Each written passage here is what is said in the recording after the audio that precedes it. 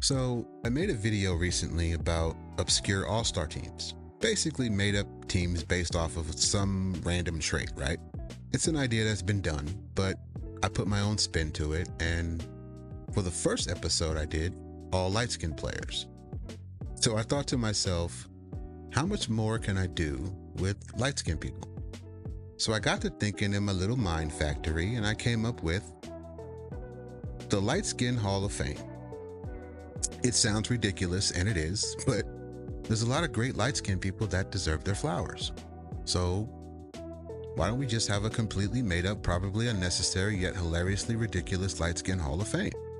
So then I thought, okay, if I do this, who's going to be the first class in the Light Skin Hall of Fame? Now we can go the obvious route and pick, Michael Jackson, Prince, so on and so forth. But I thought, you know what? It would be funny if we do some people that people may not have thought of immediately. Plus, those two are already in Hall of Fame anyways. So I said to myself, can I fill up 5 categories? 1 historic, 1 in entertainment, 1 from sports, 1 fictional, and 1 girl. That was my challenge. So here we go.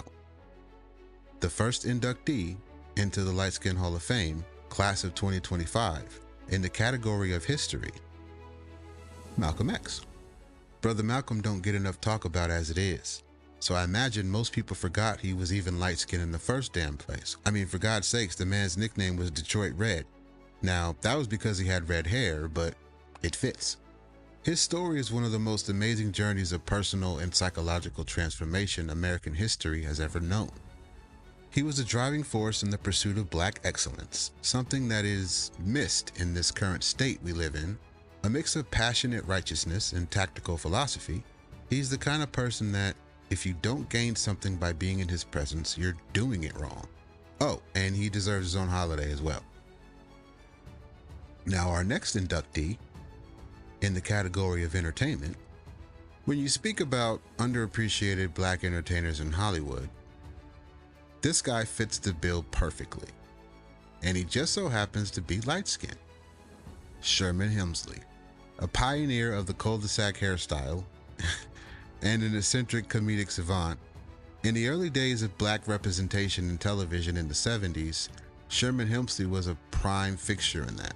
While exhibiting a brash, often in-your-face style and bravado only a light-skinned person can truly have, it makes it even more shocking to find out that he was such a shy, reclusive person. But either way, he's a television and cultural icon that is deserving a spot in the Light Skin Hall of Fame. Our next inductee comes from sports. Now you're probably thinking, I'm going to go obvious and say someone of recent success, and you'd be wrong. I'm going to hip you to some history.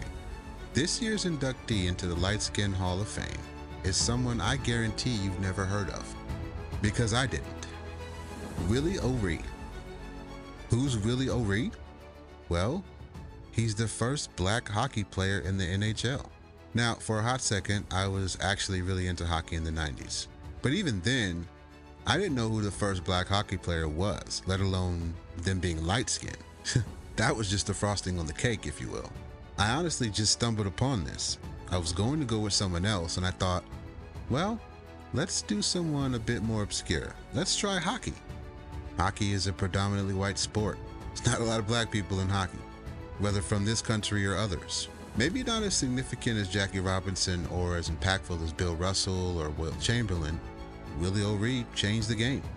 So while he is a trailblazer, he's kind of gone underrated because the impact of hockey in the black culture is so minimal. The following category, fictional, I could have gone a bunch of different ways, but I thought for the first inaugural inductant, I had to go this route, and it'll make sense once I get into it. The Cosby Show. Now, as a side note, I understand that there are some people that cringe when they hear The Cosby Show for whatever reason. I don't care about all that. It was a great show, and watching it back as an adult, it's even better. It's just as funny, it's just as relevant, it's just as important to culture to see and to have a successful black family be represented. Yeah, it may not be how it is for most black people in this country, but it's something that is achievable that black people should strive for, regardless of where you stay. Now, in saying that, do you even know how many light-skinned people were on this show? Let's break it down. First, it was Denise, and then somewhere in the middle of season 1, they decided to introduce another daughter, the eldest daughter, Sandra. And then there's Elvin, Sandra's husband.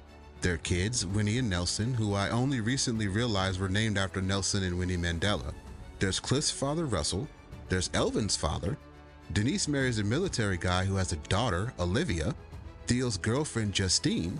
Vanessa's 2 best friends. And if you want, I'll include Pam's friends from the later seasons, Slide and Lance. I don't think any other show that's been on as long as this show has comes close to the light-skin representation this show had. This is a whole ass roster, but in making fun, I will also take a moment to appreciate all of these amazing actors, some of which have gone on to do bigger, broader things. Others became relatively low-key, but either way, The Cosby Show, we already know was a great television show, but looking at the careers that it sparked, the people that it put on, is a testament to just how significant that show was. Not just in the history of Black culture, Black television, but in television in general. All the more reason it deserves a place in the Light Skin Hall of Fame. And now for the FEMALE. To round out this class, I think it's only fitting to include someone indirectly related to The Cosby Show. The Queen, Debbie Allen. The sister of the already amazing Felicia Rashad, Miss Debbie's impact on Black culture, women, and dance with her dedication, her advocacy, and her trailblazing roles, and who is a true queen of performing arts in general, have paved the way for people of color on television and in movies. Someone who has been an influence and catalyst for the launching of careers in the industry, giving them opportunities and inspiring them to tell stories that hadn't been told before. With an abundance of light-skin energy, she is a true pioneer of culture, class, elegance, and talent no one in Hollywood will ever touch. And congratulations to all of our inductees. You certainly paved the way for light-skinned success and representation, and you've truly set the bar for light-skinned greatness.